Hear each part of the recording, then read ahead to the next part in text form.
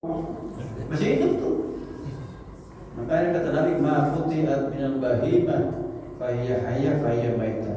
Setiap organ dari tubuh binatang yang kita potong dalam keadaan hidup maka hukumnya bangkai.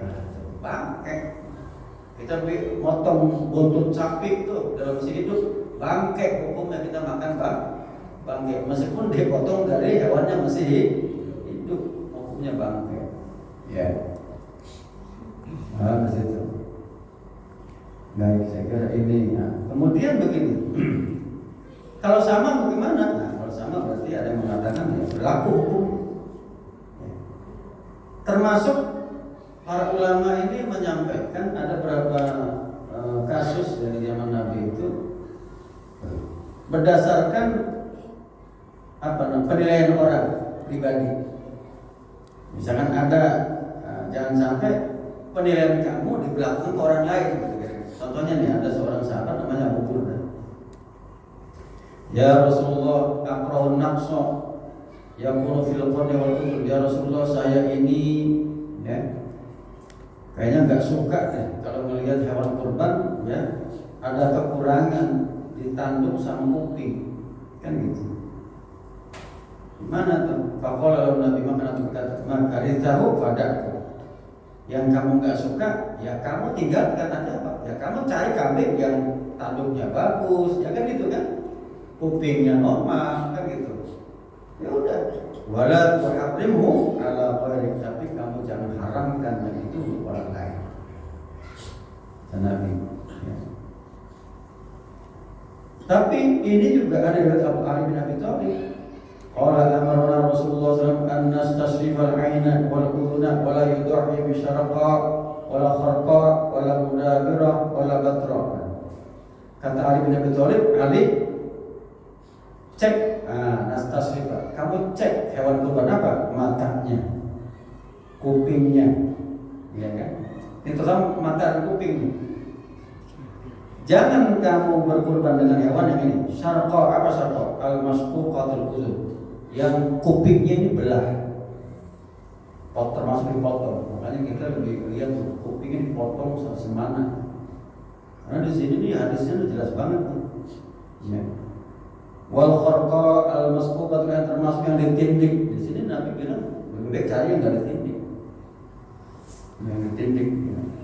Masquqah yang digulungin. Wal mudabira ala tiqtiya min yang badain uzunnya min khalaq. Kuping ada yang dipotong dari belah kiri, atau bukan di ujung tapi di kirinya. Nah, gitu kan. Wala batra di sini dikatakan yang memang ada yang patah di tanduknya, maksudnya ketika beli.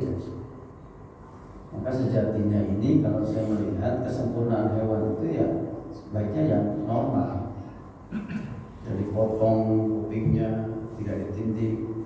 Kan kadang-kadang orang kita bagaimana terkait kuping ini, kadang-kadang peternak itu memberi tanda. Diberi tanda gimana? Kalau ini kan istilahnya salah satu pendapat mengatakan bahwa yang disampaikan Nabi itu yang paling utama yang 4 tadi betul. Ya. Bicara kuping selama itu tidak menghilangkan sebagian besar kupingnya, sebagai ulama mengatakan masih dimaklumi. Ya. Tapi sebaiknya kita mencari yang lebih baik kan gitu. Kadang-kadang kita susah. Ini kadang-kadang berangkat dari ketidaktahuan peternak. Setahu saya peternak nggak ngerti tentang kurban, hewan kurban. Ya, hewan kurban.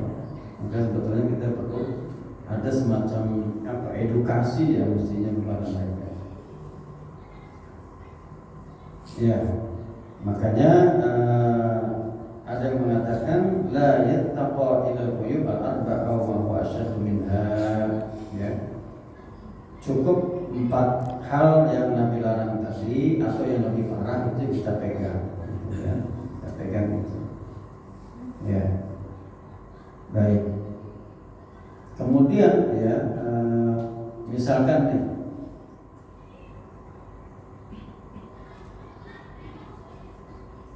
walidzalika jara ashabu hadzal madhhab ya ila tahdid fima yamna al-izza mimma yazhab min hadil aqdar. Ya.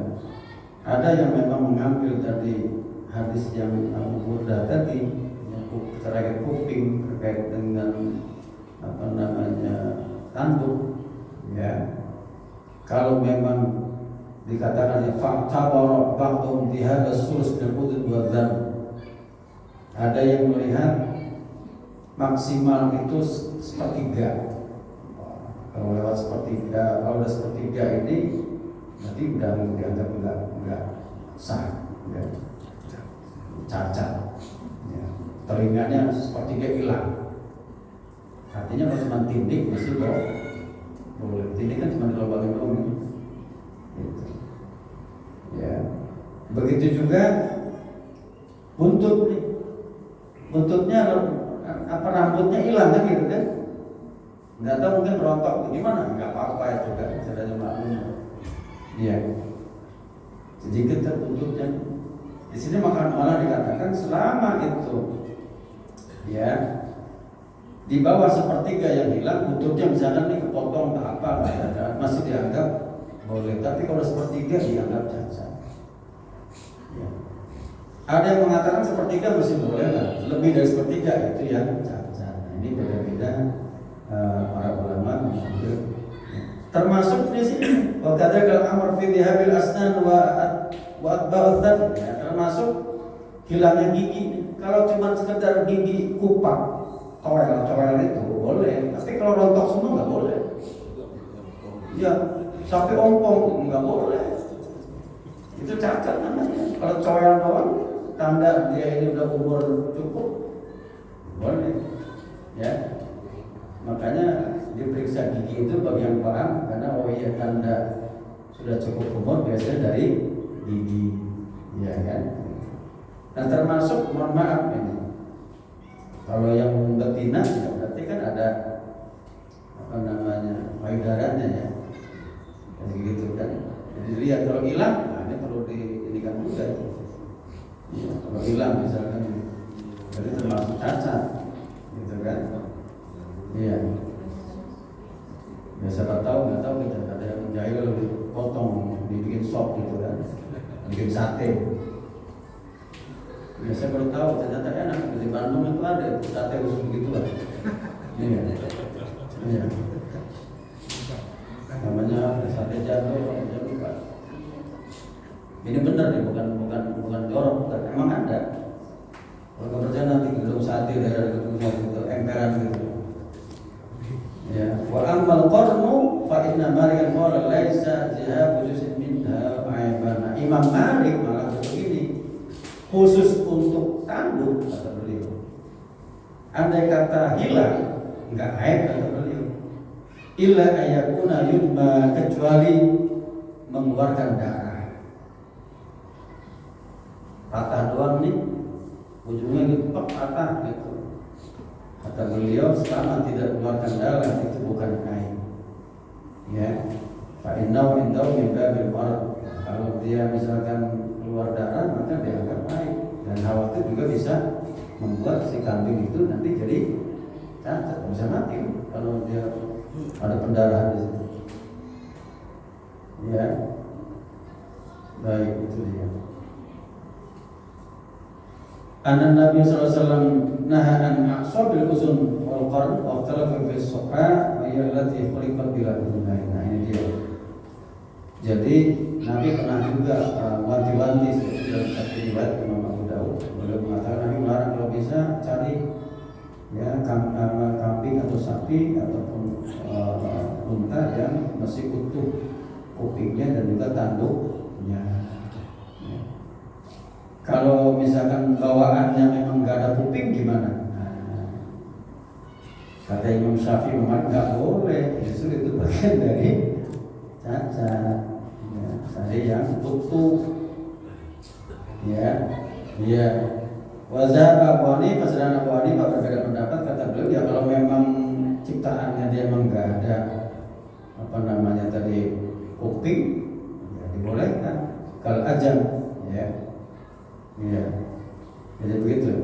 Walam yaktariful jumhur an-naqab al-udun kullahu au aksaru aibun. Nah, ini ada malah jumhur ulama mengatakan kuping ini tadi ya, jumhur ulama tadi bukan jumhur ulama yang mengatakan bahwa sepertiga ya, ada ulama mengatakan selama kupingnya itu masih ada maka belum dianggap aib gitu ya. Jadi intinya dari pendapat mereka ini ya, selama hal itu kita cari yang lebih baik maka yang terbaik kita ambil. Kemudian kalau nanti misalkan dalam prakteknya ya mohon maaf sapi kan beda jenis, ada yang ada tanduknya, ada yang enggak, itu enggak masalah, jadi enggak harus syarat keluar tanduk. Kambing pun demikian, yang penting kan cukup umurnya, nanti kita bahas di bab berikutnya. Ada satu riwayat dari Abu Sa'id Al-Khudri ya, Anau qala istaraitu qabsan liludhiyah. Ini ada Abu Sa'id Al-Khudri cerita, saya beli kibas untuk korban. Fa akala tibu gamba. Diterkam apa serigala. Dimakan ininya, buntutnya. Ketahuan dari kan. Fasa'atu Rasulullah, aku tanya Nabi, ya Rasulullah, di mana nih kambing saya, kibas saya hilang buntutnya dimakan apa? Ya, serigala tadi. Faqala dhahbi, silakan kamu korbankan. Ya, karena kan dia enggak bukan dia yang motong kan. Tapi hewan itu. Sama kasusnya kita pas kita mau nyembelih terjadi kecelakaan kan, jatuh kan gitu. Sapinya patah, ini kategorinya bukan cacat dari sejak beli kan gitu. Tapi kecelakaan ketika eksekusi kan ada juga yang masuk sumur kan gitu kan, cemplungannya apa, tembak di situ kan. Artinya yang diukur adalah ketika dalam proses dia pembelian hewan kurban. Tetapi ini dia, meskipun ini ada riwayat Abu Sa'id Al-Khudri seperti itu, para ulama mengatakan ya sebaiknya ya tidak terjadi ini. Maksudnya dijagalah baik-baik hewan kurban itu, jangan sampai terluka, jangan sampai cacat. Termasuk ini, mohon maaf, kita ini panitia ikat sapi, kambing itu harus betul-betul hati-hati, presisi. Gitu, jangan sampai gara-gara salah kita melakukan pengamanan jadi rusak. Nah ini ya, yang cerita kemarin itu sedih juga sih, musibah sapi satu mati. Ketahuan pagi-pagi subuh mau nyembelih sapinya kurang satu. Ya, untungnya diganti. Baik, sampai sini ada yang mau nanya. Nanti kita lanjutkan bab 3, bab 4. Setelah pertemuan berikutnya ya. Nanya tak? Ya boleh, silakan. Assalamualaikum warahmatullahi wabarakatuh. Mengenai kurban, selama ini saya pernah mendengar bahwa mengenai niat, kalau satu kambing itu biasanya satu orang ya kan? Iya. Nah, ini ada yang pernah mendengar ceramah bahwa niat itu misalnya satu kambing boleh diniatkan untuk satu keluarga. Apakah itu digunakan, Ustaz? Baik, sebetulnya kamu cuma satu orang, bukan diniatkan satu keluarga, mewakili keluarga. Kata Nabi kan cukup satu orang ini dari satu keluarga menyembelih satu saja. Bahkan nanti kita bahas sapi itu boleh untuk satu orang kalau dia memang mampu itu. Udah satu buatnya aja. Sebetulnya kan satu sapi itu 7 orang. Tetap satu orang yang disebutkan, tidak 7-7-nya. Misalkan satu keluarga 7, yang boleh satu kambing 7 orang disebutkan, itu enggak juga. Satu orang kambing, segede apapun kambing tetap sah. Maksudnya hukumnya itu jadi sunnah kifayah, cukup satu itu sudah menggugurkan sunnah muakkadah ini. Paham Bu ya? Jadi jangan boleh, silakan mau dikelilingin tahun ini nama suaminya, tahun depan istrinya, tahun berikutnya anak pertama boleh, atau cukup kepala keluarga setiap tahun, nggak apa-apa. Tetap satu orang. Tidak dalam konteks untuk korban 7 orang tidak, atau jumlah keluarganya tidak. Ya, itu harus dipahami, nanti dibahas kita di sini ada masalah. Ya, tetap satu orang, cuma ya satu orang itu sudah mewakili ya dari korban keluarga itu. Ada yang korban, artinya gugur lah ya. Kalau yang misalnya ibaratnya wajib ya gugur wajibnya itu keluarga itu ya, atau sunnah muakkadah gugur sunnah muakkadahnya kan gitu. Jadi kalau terbaik apa? Ya semua keluarga. Misalkan saya punya 7 nih, 1 ekor sapi berarti kan gitu. Jadi silakan. Karena lagi-lagi di ketentuannya 1 ekor sapi untuk 7 orang, kambing 1 orang, ya. Apalagi unta untuk 7 orang. Begitu, ya. Jelas Bu ya? Ya, jadi silakan pilih siapa namanya. Samanya kemarin kita pernah dapat sapi ya dari kelurahan ya. Sama dari perusahaan apa dari tanya ke saya. Boleh. Satu perusahaan kirim 1 ekor sapi tapi buat 7 orang. Ambil wakilan karyawannya atau 7 orang, entah itu mungkin yang paling senior atau paling muda, semua 7 orang. Kalau karyawannya ada 10.000, mewakili, cuman itu sudah menggugurkan, ya dari perusahaan tersebut. Kalau memang itu orang-orangnya muslim ataupun nggak muslim, yang penting karyawannya ada yang muslim, ya kan? Ya, ada lagi mau nanya? Ya, silakan Mas Toto. Oh Pak Iqmal, silakan Pak Iqmal. Untuk keluarga yang korban yang masih hidup atau boleh yang sudah almarhum atau almarhum? Iya. Diutamakan yang masih hidup. Diutamakan yang masih hidup. Tetapi apabila misalkan kita ingin memberikan kebaikan kepada orang sudah meninggal, dibolehkan. Karena ibadah itu selama itu bisa dilakukan ya untuk orang yang hidup, lakukan. Bagi orang yang mati pun sama seperti itu, bagian dari kebaikan. Ya, sama dengan sedekah. Kita sedekah orang mati boleh. Ya, jadi tidak ada bedanya. Nah, cuman lebih baik kita utamakan yang masih hidup. Tapi kalau misalnya kayaknya yang hidup udah semua nih, ini bapak saya atau siapapun, monggo silakan. Itu salah satu kebaikan dan insyaallah pahala sampai. Ya, sampai. Meskipun ya apa yang ulama mengatakan dianjurkan diutamakan bagi yang masih hidup. Tapi kalau tadi misalkan kita korban 1 nih, yang orang meninggal di keluarga kita dapat kan gitu. Dapat. Dia ada keluarganya korban, meskipun nanti dilihatkan bagi orang yang hidup, tapi otomatis ya kebaikan dari keluarga ini nyampe kepada keluarga yang sudah meninggal. Suka tidak suka nyampe. Ya, apalagi tadi disebutkan dengan namanya misalnya, boleh tidak. Ya, apalagi pernah nazar lebih wajib lagi. Dulu waktu itu dia nazar pengen kurban belum terlaksana, kita laksanakan itu. Kan gitu, wajib hutang itu, wajib itu hutang dibayar. Gitu. Ada lagi yang lain nanya, ya kan?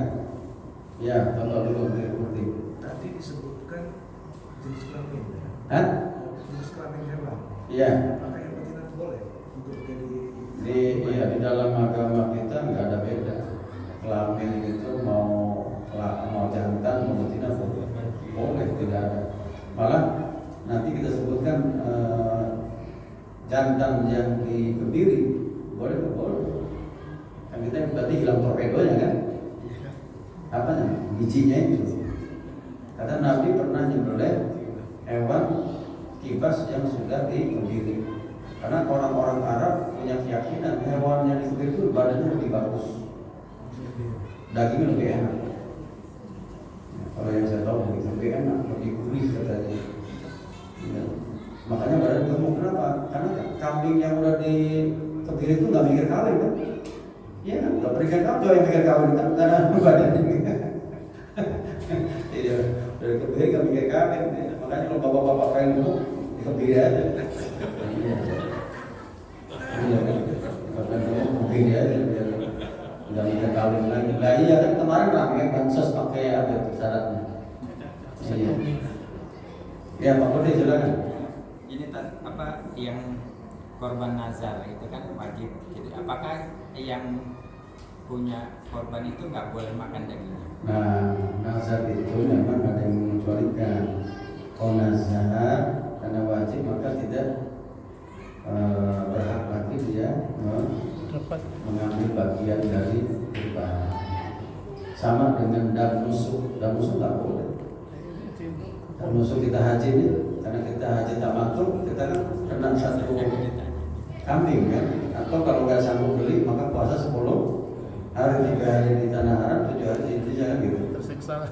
Ya, jadi kalau nazar lebih baik tidak memakan bagian dari kurban karena nazar wajib. Ya. Ada yang mengatakan begitu dan saya lebih cenderung itu kalau memang nazar. Ya. Tapi hukum nazar juga ini berhukum kurban, mesti ada yang mengatakan boleh. Kalau saya mengambil jalan tengah, ya jangan dari hewan kurban dia, ambil dari masa orang lain yang ngasih dia gitu. Yang dia dapat dari yang lain. Gitu. Saya kira clear ya. Udah sampai, mudah-mudahan nanti ada yang mau nanya lagi? Enggak. Cukup, mudah-mudahan nanti kita lanjut. Kalau ada Jumat depan satunya lagi. Kalau Jumat depannya saya di Villa Citra ya. Dan kita lanjut ada 2 lagi yang kita jelaskan tentang jumlahnya, tentang umurnya seperti apa. Saya kira ini, terima kasih, sama-sama berdoa ada manfaatnya. Assalamualaikum warahmatullahi wabarakatuh. وعلى آله وصحبه وسلم ونفعنا بما علمتنا وعلم يهون ورسوله ومن إلى الآخرة. اللهم إنا نسألنا بأرضنا شفاء من ربنا لنا ولرحمة ورسول الله ربنا آتنا حسنة وفي الآخرة حسنة وقنا عذاب النار.